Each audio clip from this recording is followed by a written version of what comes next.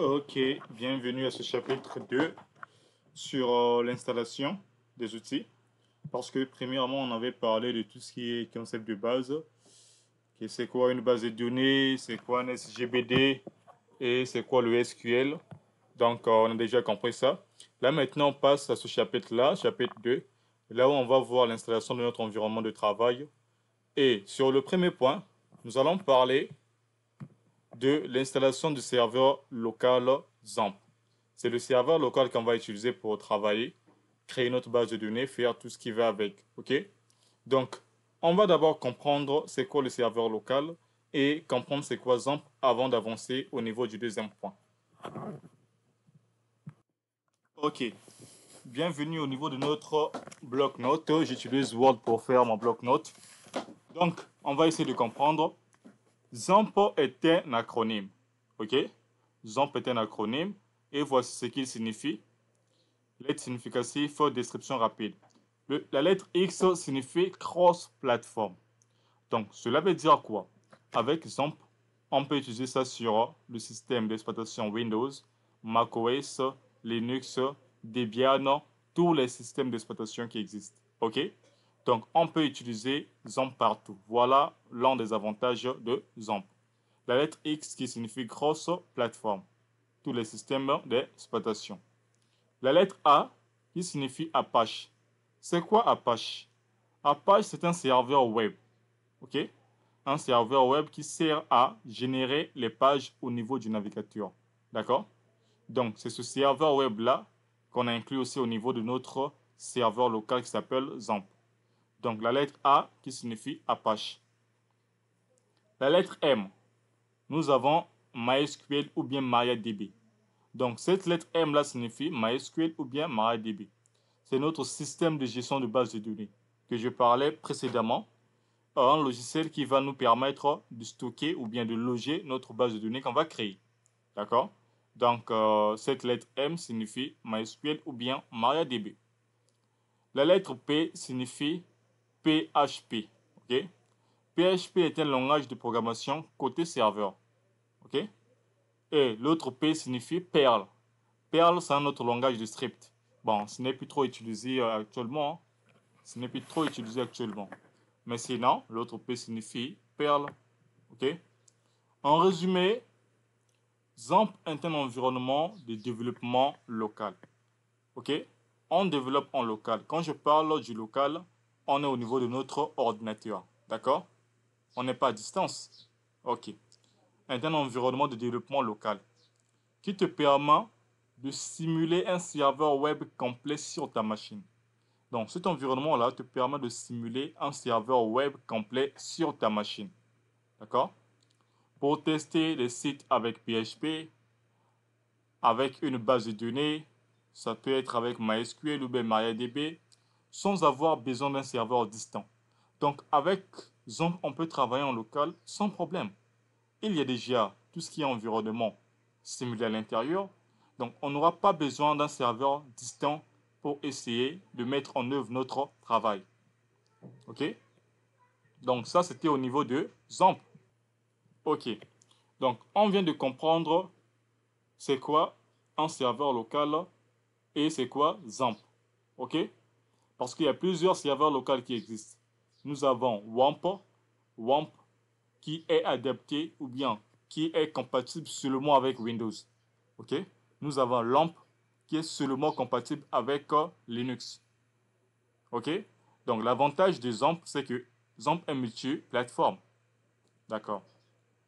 Donc hormis ça, nous allons voir et comprendre c'est quoi PHP MyAdmin. C'est quoi PHP MyAdmin? OK. C'est quoi PHP MyAdmin? PHP MyAdmin est une application web. Cette application-là est écrite en PHP. OK? Qui te permet de gérer tes bases de données MySQL ou bien MariaDB via une interface graphique. D'accord? Donc, tout le monde n'a pas la possibilité ou bien tout le monde n'a pas la capacité de maîtriser les codes ou bien les commandes dans la tête. Par exemple, le SQL. OK? Donc, si on décide de créer ça avec le SQL, il faut maîtriser pas mal de commandes dans la tête pour pouvoir créer, générer, manipuler la base de données. Et pour faire simple, les développeurs PHP ont créé une application qui va permettre aux utilisateurs de manipuler, de gérer très facilement la base de données via une interface graphique. Parce qu'avec l'interface graphique, tu peux créer simplement, tu peux manipuler. Ok? C'est très simple à gérer. Donc, en clair, plutôt que d'écrire des commandes SQL à la main, tu peux utiliser PHP pour créer tes bases de données, gérer des tables, ajouter, modifier, supprimer, ajouter des enregistrements, faire des requêtes SQL en mode visuel ou manuel, exporter, importer des bases de données, gérer les utilisateurs et les permissions. Donc voici tout ce que vous pouvez faire avec cette interface. OK? Et c'est très simple à manipuler et à utiliser. OK. Nous allons voir maintenant comment télécharger et installer premièrement notre serveur local XAMPP. Parce que c'est XAMPP qui vient avec l'interface graphique PHP MyAdmin. OK? Donc, on va voir ça ensemble.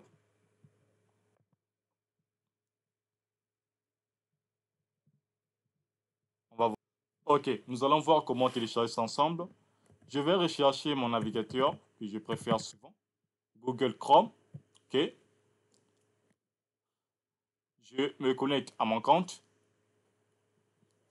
Arrivé sur Google Chrome, je vais essayer de rechercher au niveau de la barre de recherche de Google.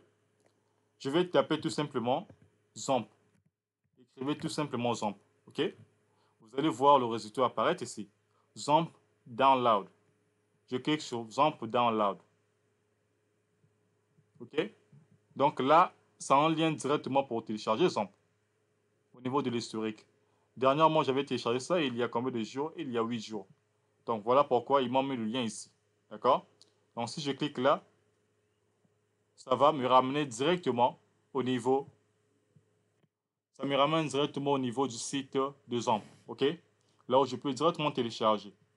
Donc, pour télécharger, si vous êtes sur Windows, vous allez prendre la version de Windows. Si vous êtes sur Mac, vous allez prendre la version de Mac. Si vous êtes sur Linux, vous allez prendre la version de Linux. Vous voyez, il y a plusieurs OS ou bien systèmes d'exploitation qui sont disponibles. OK? Donc, cela veut dire que XAMPP est partout. XAMPP est partout. Et cross-platform. Donc, moi, je vais télécharger XAMPP sur mon Windows et je vais prendre cette version-là. Je vais prendre cette version. Je vais prendre cette version de XAMPP. Excusez-moi. OK. Donc là, je viens de lancer le téléchargement de mon fichier XAMPP. Ça peut prendre quelques temps. OK. Donc voici le téléchargement est en cours. Le téléchargement de XAMPP est en cours. Et dans quelques secondes, ça va prendre fin. Donc on attend un peu. Et c'est super. Le téléchargement a pris fin. OK. Donc voici comment télécharger XAMPP. Vous allez rechercher tout simplement XAMPP et vous allez voir, il y aura un lien apparaître dans XAMPP. Vous cliquez sur le lien, ça va vous diriger sur ce site.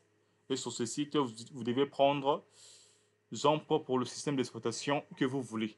Parce que c'est cross-platform. Une fois installé, je vais cliquer sur cette icône pour me rediriger au niveau de mon téléchargement de l'explorateur de fichiers de Windows. Ok, c'est super.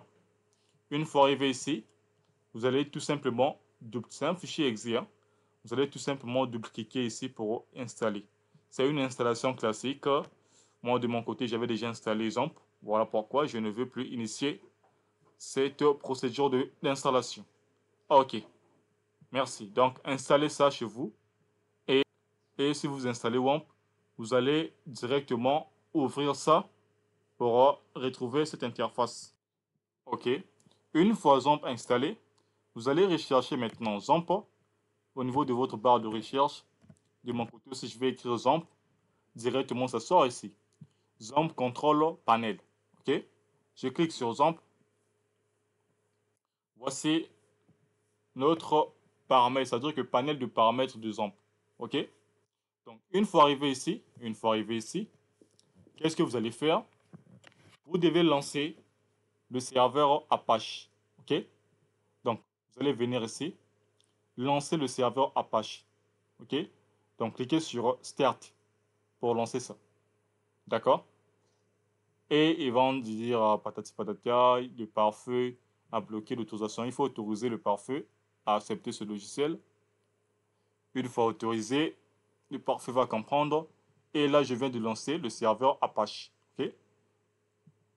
Deuxièmement, vous devez lancer aussi le serveur de MySQL. D'accord? Donc, cliquez sur Start pour lancer aussi le serveur de MySQL. OK? Donc, super. Je viens de lancer premièrement le serveur Apache.